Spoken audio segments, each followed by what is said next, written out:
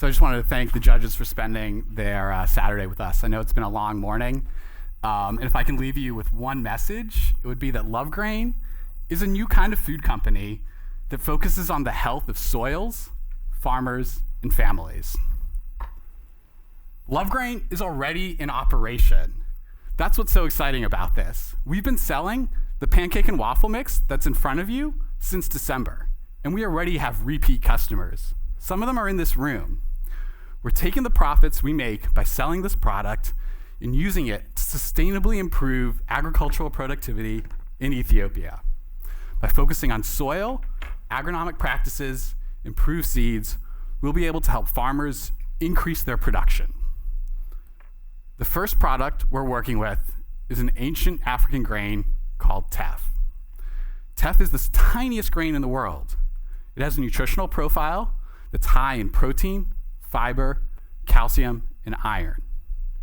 It has a subtle nutty flavor, and it's used in Ethiopian flatbread you may know as injera. It also happens to be gluten-free. There's 6 million teff farmers in Ethiopia. And when I worked for the Ethiopian Agricultural Transformation Agency, I got to know one of these farmers. Her name's Tigist. It means patience in Amharic, but she's really been waiting too long for change. She struggles to feed her family year-round. She's got 4 children who she can't provide for because her soils are exhausted and eroded. At planting, she uses older seeds that are less productive. She needs cash so badly at harvest that she chooses to sell to middlemen who gouge her for prices. As a result, this is a cycle of poverty that persists year after year in rural Ethiopia. But I want to take a second and tell you why I'm so passionate about this issue. It's deeper than just Tigist. It's because 3 generations of my mother's family lived in East Africa. And while I went there to work on water projects, I decided to transition to agriculture because I saw that it was an important part of everybody's life. And that's why I'm standing before you today. I've made a choice to try and tackle Tigist's problems in a holistic manner. And today, I need your advice and your support to help her escape this poverty trap. So how does Lovegrain address this problem holistically? It all starts with the soil. We're partnering with the Ethiopian Soil Information Services to understand exactly what soil nutrients are needed in Tigist's land. We're developing a soil management system for Tigist and her neighbors. This will involve things like crop rotation, where we rotate crops like chickpeas and legumes into it to add more nitrogen back to the soil to improve its fertility naturally. We'll bring in partners like the Ethiopian Agricultural Transformation Agency to help teach her low tillage techniques to prevent soil erosion. More importantly, we'll put together an organic fertilizer program that uses cow manure or teff stock or other organic fertilizers to help her soil become as vital as it possibly can be. But we continue to look at seeds. My former advisor at the ATA helped develop the improved variety of Teff's Cross 37. Kuncho is another variety that's also higher yielding and more drought resistant. But what's really powerful is combining these seeds with agronomic practices that increase their yields. So typically teff farmers broadcast teff at a 30 to 50 kilogram per hectare seed rate. But this actually increases competition among the seeds. So by planting teff in rows at a lower seed rate, teff farmers are getting higher yields. What does that mean for Tigist's food security?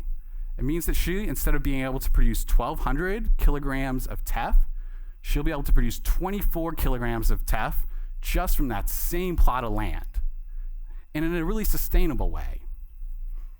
By cutting out middlemen and purchasing teff directly from Tigist and her cooperatives, we'll be able to give her the Addis market price, which is 25% higher.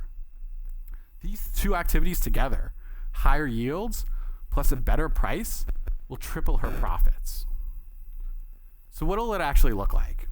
In July, we'll work with the Ethiopian Agricultural Transformation Agency to develop a technical assistance program that teaches Tigist crop rotation, seed planting, and fertilizer application.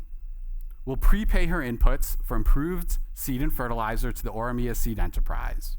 She'll pick them up from her local cooperative. Then by planting in rows rather than broadcasting, she'll have a harvest that's twice as large than it used to be. This means more food for her family and more food for her to sell. Then she'll aggregate her grain with her neighbors at the Aurora Farmers Cooperative, bring it to Addis, where it will pass inspection. After it passes inspection, Lovegrain will pay her the Addis market price. That's 3 times the profits, 3 times the cash that she has in her hand than she did last year. I keep emphasizing 3 times for a specific reason. It's because most teff farmers in Ethiopia only have 50% of the income they need to lead themselves out of poverty. By tripling it, we'll be putting Tigist and her friends on a path to prosperity. But what's really beautiful about the Lovegrain business model is that it's designed for scale. In 4 years, we expect to be working with over 4,000 people and have generated almost $400,000 in profits just for those farmers. That's 3 times the amount that they normally get. One of my last jobs in Ethiopia was to help set up a forward contract between teff farming cooperatives and a food processor. You may be asking, how are you going to find these cooperatives? As soon as we released that deal in the newspaper, 30 other cooperatives called the office and said, we want to be a part of this deal too. The demand is there, but the supply isn't, and that's what Lovegrain's going to do. It's going to meet all this suppressed demand in the Ethiopian market for better seeds, better fertilizer, and market access. We think of our growth in 3 stages. The first is to build demand for teff in the US, to create products just like the one in front of you. The second is to begin sourcing from the Ethiopian cooperatives, something we're doing this summer. And the third is actually to contribute to the agricultural sector and infrastructure in Ethiopia and be able to feed the region as a whole. The total addressable market in the US for this product is approximately 50 million consumers, and that's based upon the gluten-free market consumers and healthy eaters in the US. But that's only in the US. It's not thinking about consumers abroad. Just imagine that teff is where quinoa was 10 years ago. It's poised for exponential takeoff, giving us a $200 million market opportunity just in the US alone. So why would people actually buy Lovegrain? There's 3 factors that differentiate us. The first is taste, brand, and nutrition. Many of the other gluten-free food products in the market today are ultra sanitized. Think of Glutino, white boxes, highly processed food that looks like it's made in a laboratory. Lovegrain offers an alternative, a return to Earth's natural solutions for healthy, delicious gluten-free foods. Other people doing teff are Bob's Red Mill, but really they focus on 30, 40 different types of grains. They're not really interested in building a market for teff. That's something that we care about. We'll be defensible in the long run, even if bigger players start adding teff into their ingredients, because we have a connection to Tigist. We have a brand that's unique, that they can't replicate. This is one of the advantages of being a small player, of focusing on soil, focusing on seed, focusing on impact. We build a brand that's defensible. We also have a nutritional profile that's much stronger than other gluten-free brands, and the product just tastes great. Here's how we get the product to market and make money. We create value for everybody who touches our product. We worked with a recipe developer in San Francisco to help us develop this first product. We're working with Pure Functional Foods, our co-packer who made this product in front of you. And then we'll distribute it, get it to stores across the nation through existing distribution networks run by UNFI, take it to retailers such as Whole Foods, who bring it to the shelves of customers for who love these types of products. These numbers speak for themselves. We've sold over 1,000 units in a few months. We have a 60% margin. This is a business that's scalable. Our net promoter score is 75. That means that friends and family are referring this product to people quite rapidly, and they enjoy doing it. 9 out of 10 customers already say they'll repurchase Lovegrain. But it's important to remember that Lovegrain is more than just that product in front of you. We've got another mix already made that can do breakfast breads like muffins and breakfast cakes. We've got bars that we're working in prototype development right now. We think lunch cups are in the pipeline, breakfast cereals, pastas, even tortillas. And these are products that are designed to meet the needs of our customer personas, those who are gluten-free, but also those who are interested in a healthy lifestyle to buy products that are consistent with their values, like yoga moms and health foodies. Here's our path to scale. Rather than sort of just tell you what's on the slide, maybe I'll tell you a short anecdote. So last week, we got a great PR opportunity in Cool Hunting magazine. It came out on Tuesday. Orders started coming in from around the country. On Wednesday, we got an email from a Whole Foods regional buyer who said they wanted to carry our product. Amazing. So this is our path to growing the market for TEF. We start with independent retailers, move into the natural foods channel, build the brand, build the products, graduate into traditional retail, move into their health foods aisles, start selling 6, 7, 10, a dozen products, and eventually graduate into higher volume retailers. And all this will be supported by brokers and distributors who can help us manage our logistics in a PR campaign that grows with our market footprint. Expanding from just from blogs to newspapers to celebrity chefs who love to incorporate this new food products. But we really care about impact. That's why I wanted to incorporate as a benefit corporation. It has extra reporting requirements, but it's important to me because we want to return value to all of our stakeholders, like Tigist, and to Tigist's land, and not just to our shareholders. Everybody benefits with the benefit corporation. But we're also committed to independent evaluation. I worked for the Innovations for Poverty Action. IPA has worked on evaluations for the 1 Acre Fund, for Mumia Sugar Factory, to understand the impact on food, soil, and incomes for their farmers. We're committed to making this a fully sustainable venture for farmers, the environment, and for our investors. Lovegrain expects to break even in year 3 and have revenues over $6 million in year 4. We really need this money today because Tigist can't wait any longer. We need to go this summer to Ethiopia to begin sourcing from her, working on her crop management system, helping her increase her yields. That's exactly where this ag investment will go. It'll go back into the farms, it'll go back into the lands of Ethiopia to help increase production. In the long run, we see that this product is more than suitable just for the US. We can help feed East Africa. We can create products that are designed for that local market. Obesity, diabetes are afflicting new emerging markets like India and China. And this product is well suited for that too. Unfortunately, my co-founder, Caroline, who you would love, can't be here today because she's at a wedding. But Caroline worked at the Axion, the State Department, has built new organizations, worked with entrepreneurs in developing countries. This is truly a passion of ours. And what's really exciting is that we've also surrounded ourselves with a team of people who want us to succeed, people who have succeeded themselves, who know how to bring products to scale in retailers across the country, people who've worked with farmers like myself and my advisor at the ATA. But at the end of the day, we're more than just a free trade model. We're not just another company with a free trade stamp. And we do that by investing in soils, seed, and people. That's what makes us different. And now I'd love to take your questions and tell you more about the Lovegrain business model.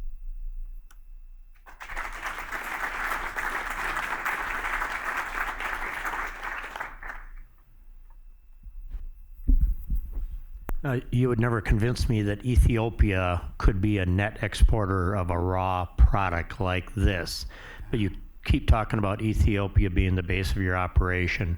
Have you thought about expanding this into other arid countries to be a supplier? Yeah, this is a fantastic question, both about supply chain and risk and sources.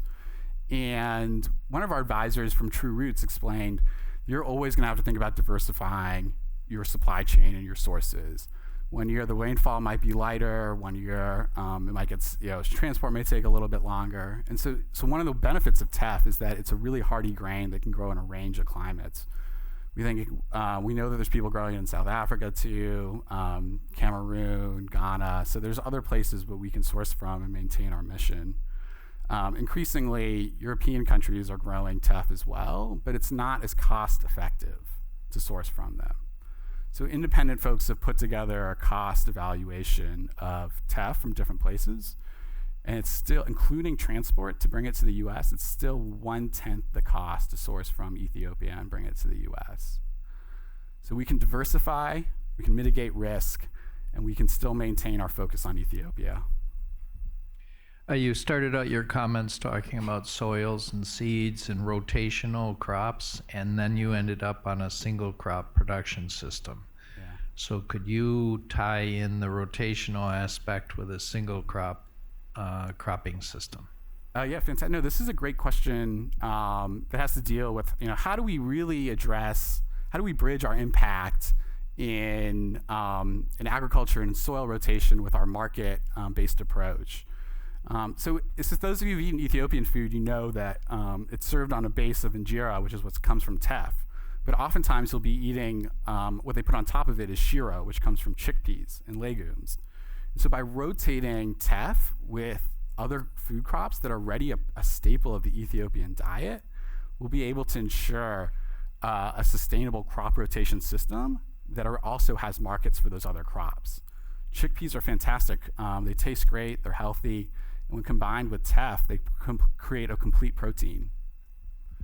So 2 questions. One is, when you plant teff in a row, how does that affect striga as a pest? Does it actually proliferate, or does it allow producers to get it out first? Second, I think it's interesting that you made the connection to quinoa, because one of the things about quinoa is that as markets for quinoa grew, it really made it out of price for Bolivian who ate it traditionally, and they actually moved all the production to Chile as a way to actually offset that impact. So it relates to the first question we had here as a risk. The question is, how loyal are the producers to you if they get a higher price from somebody else? Yeah, no. So I love these questions. These are really insightful. And the first is really around what happens with the risk of these agronomic practices. And so the beauty of having worked for the Ethiopian Agricultural Transformation Agency is that we worked with 70,000 farmers last year and helped them change their planting techniques from broadcasting to rows, and we did not see any increase in pests, which is tremendous. And that's what's wonderful about this, is that we have a team of agricultural experts who have already tested this with real farmers, not just on some agricultural extension trial plot, but with real farmers, and seen the evidence and seen the data that this is working, and we haven't seen that. So that's great. And so the quinoa one is a fascinating example to look at. I think we have the benefit of learning from that. I think I see a few differences. The first is that there's 6 million teff farmers in Ethiopia. That is a tremendous number of farmers who are growing this grain.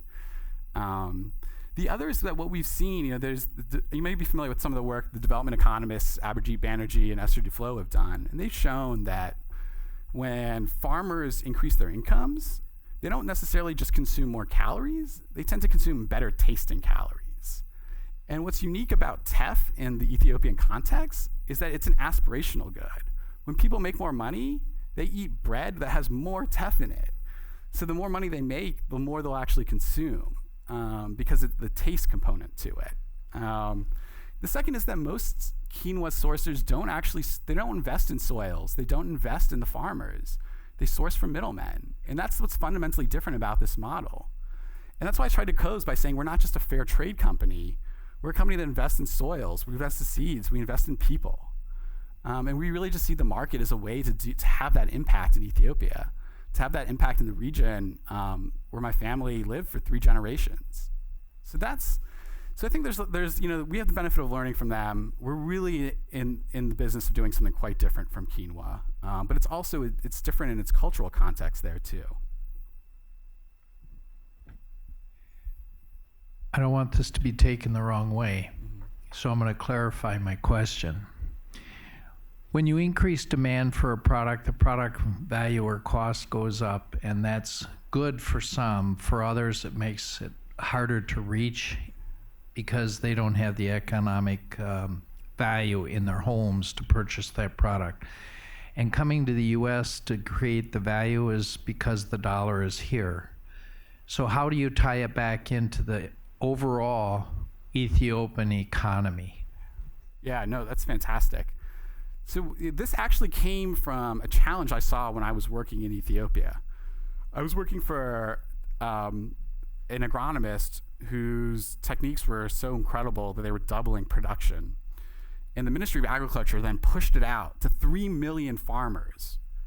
And they're beginning to see regional increases in teff supply already, which means that the fear was that the supply was going to exceed local demand. And my last job was to try and find somebody who was exporting the grain, but I couldn't do it.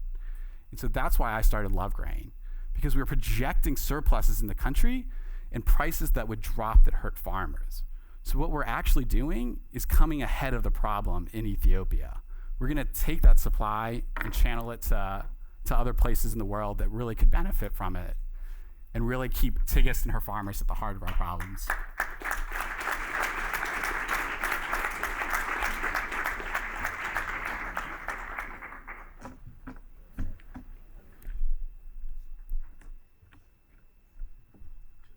Thank you very much to all our presenters. What we're going to do now is have a little bit of lunch, and what we'd like to do is ask our 5 judges to go through the lunch line first, and then we're going to start the deliberations that you have to do in room 1170, and I'll take you over there. After they've gone through the lunch line, we'll ask our Ag Prize participants and judges to go through, and then any guests we have in the room, you're welcome to share in the food as well. And we'll be back here at 1 o'clock for a lively panel discussion. Thank you, everybody.